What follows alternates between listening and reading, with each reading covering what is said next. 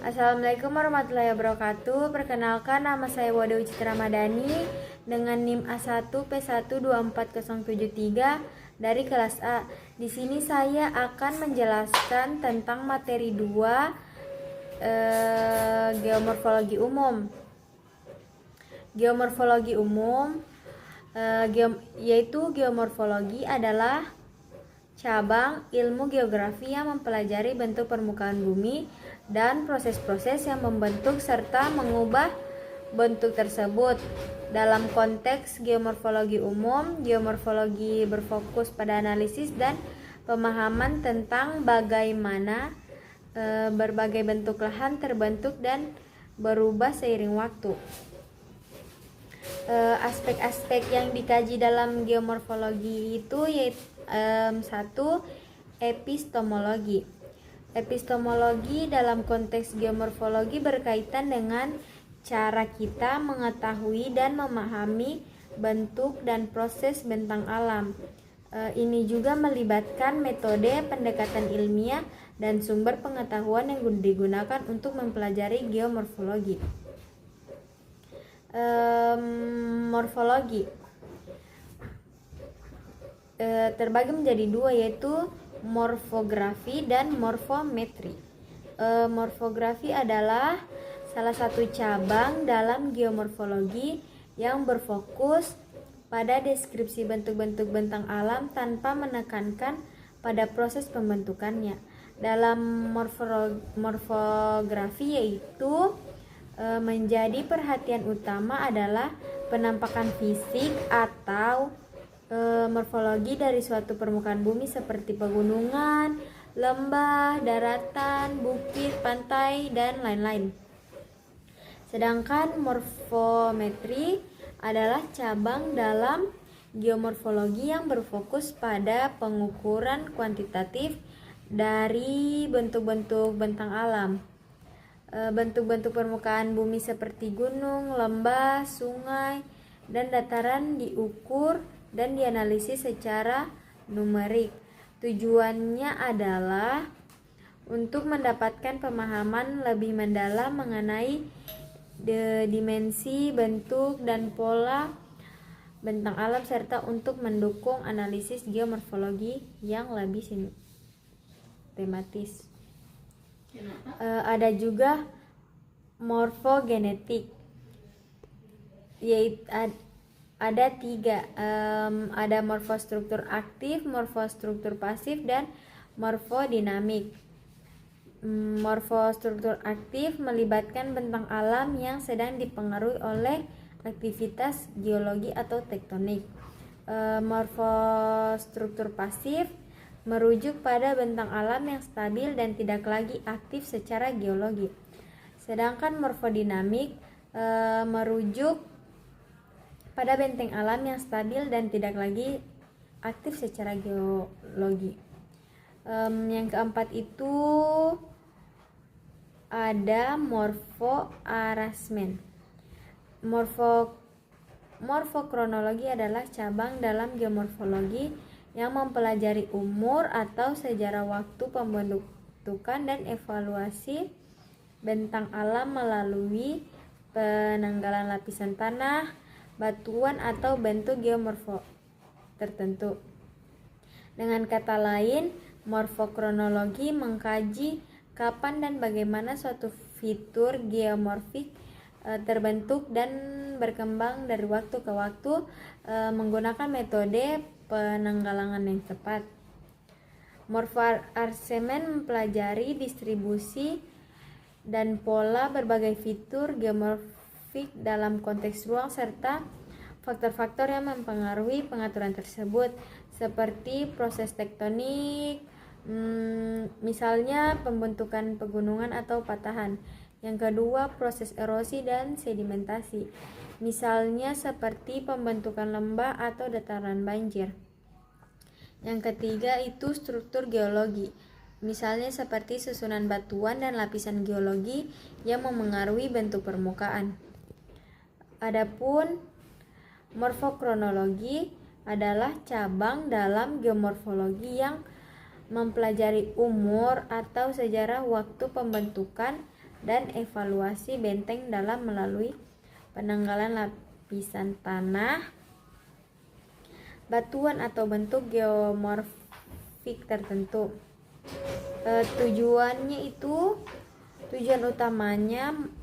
utama morfokronologi adalah untuk memahami urutan waktu dari berbagai peristiwa geomorfik sehingga dapat mengetahui kapan proses-proses alam seperti erosi, pengangkatan tektonik, atau pengendapan terjadi. Adapun aspek kedua yang dikaji dalam geomorfologi yaitu ontologi. Ontologi dalam geomorfologi merujuk pada apa yang benar-benar ada dalam bentuk dan proses geomorfik. Ini terkait dengan hakikat, realitas, atau eksistensi fenomena bentang alam. Adapun unit genetiknya yaitu dalam konteks geomorfologi, unit genetik dalam ontologi merujuk pada bentuk-bentuk benteng alam yang dikategorikan berdasarkan proses pembentukannya. Ini berhubungan dengan bagaimana fitur-fitur geomorfik terbentuk, berkembang, dan berinteraksi sebagai hasil dari proses geologi yang mendasarinya, yang dalam hal ini ialah relief, proses struktur, material, waktu, yang sudah dibahas pada materi pertama. Adapun morfogenetik yaitu asal-usul dan perkembangan bentuk lahan.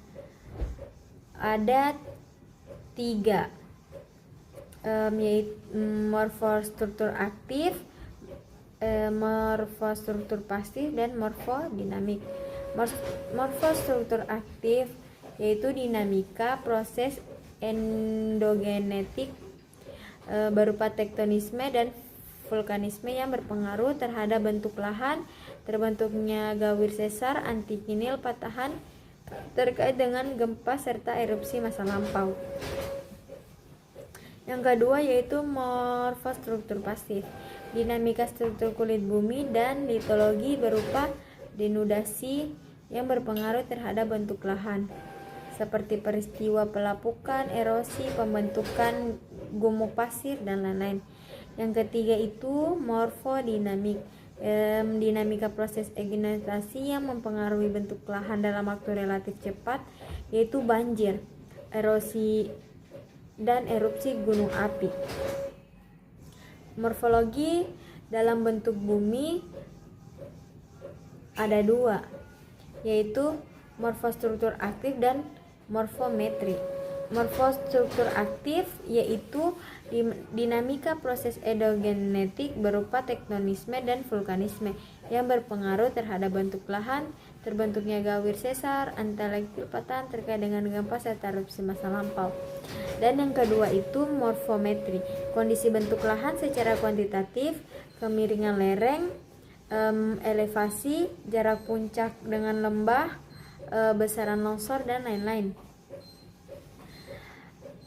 Adapun morfokronologi, urutan terbentuknya lahan itu yaitu dalam morfokronologi umur benteng alam dapat ditekankan menggunakan 2 pendekatan, yaitu relatif dan umur absolut.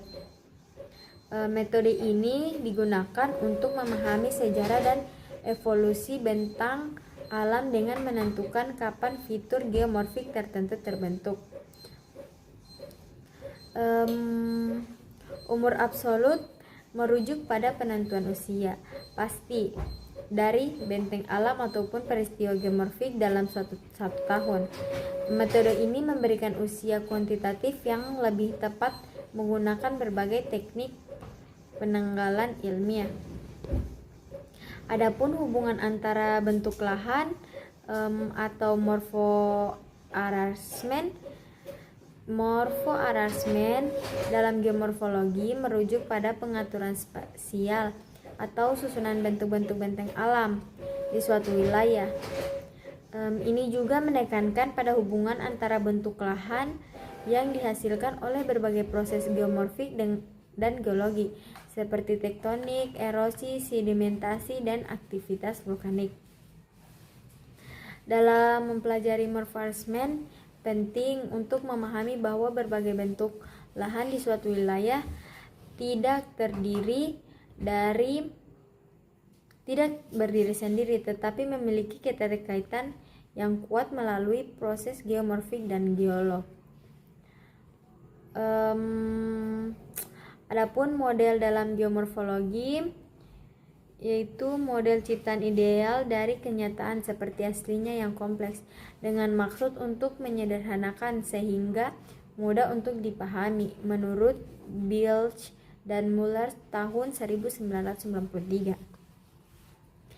Genetik bentuk lahan di Indonesia berada di pertemuan 3 lempeng tektonik utama, yaitu lempeng Eurasia di bagian utara, lempeng Indo-Australia di bagian selatan, dan lempeng Pasifik di bagian timur.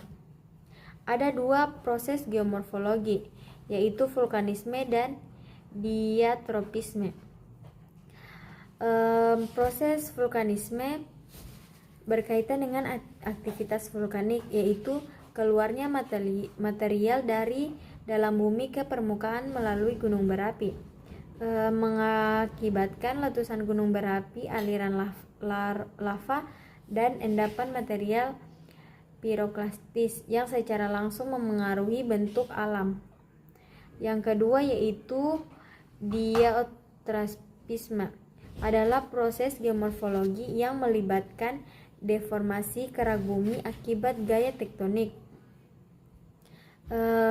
Ini juga mencakup segala bentuk pergerakan dan deformasi kerak bumi, baik berupa lipatan, patahan, maupun pengangkatan yang disebabkan oleh kekuatan dari dalam bumi seperti tekanan dan tegangan tektonik. Bentuk vulkanisme juga ini terbentuk dari aktivitas vulkanik yang melibatkan keluarnya material panas seperti magma dari dalam bumi ke permukaan yang kemudian membentuk berbagai jenis fitur geomorfik.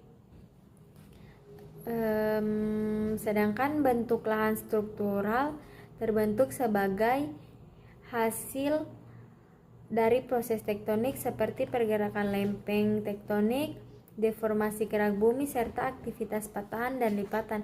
Proses-proses ini mencakup berbagai bentuk lahan yang terbentuk dari pengangkatan, penurunan, dan retakan dalam kerak bumi. Adapun yang bisa saya jelaskan, lebih dan kurangnya mohon dimaafkan. Billahi taufiq wal hidayah. Wassalamualaikum warahmatullahi wabarakatuh.